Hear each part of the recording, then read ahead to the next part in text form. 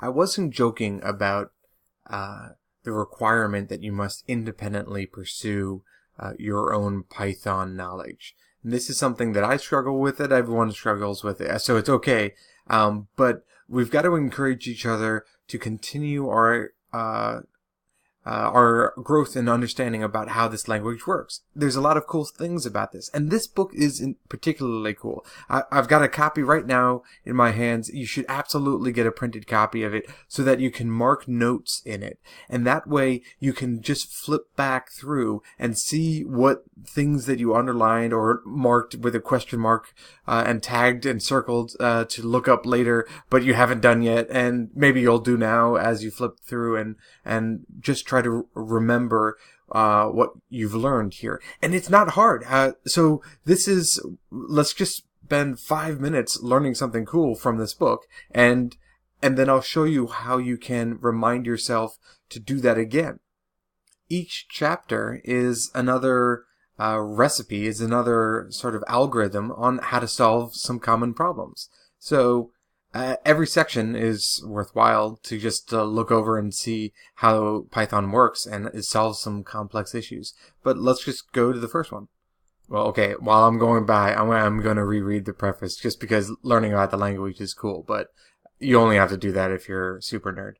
Right away, I see something really cool, and this is how you can split up a collection of items.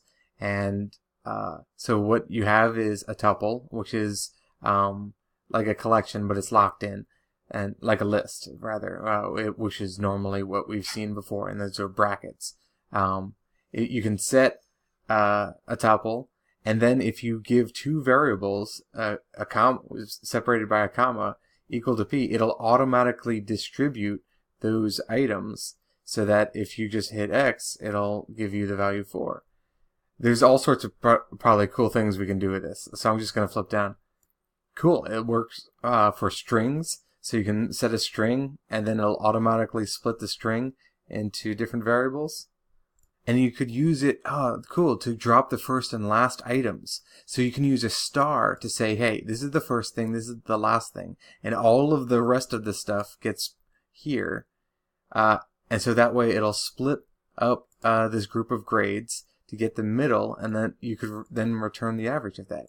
That could be handy in some of our apps if we wanted to, drop the first and last of a group of results. So that's pretty neat. Okay, cool. So if this was, I would be doing this on paper, and I would just draw a big arrow to this and say, hey, this is really cool, and be done with it.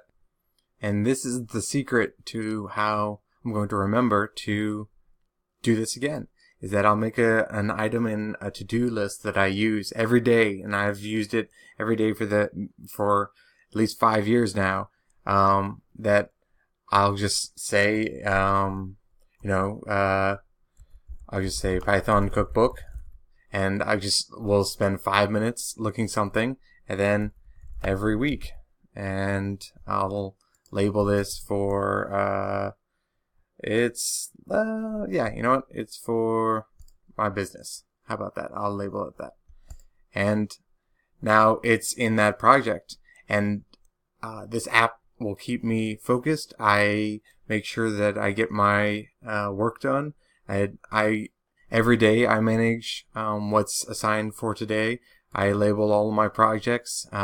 So what allows me to do is to provide a detailed breakdown about all of the work that I've done for many years. I can look back in the archives of what I've gotten done every day and see my progress along all sorts of different projects. Okay, and a speech, but to-do lists are awesome. You should use them, and they'll keep you on top of stuff like regular work on professional development in your Python education.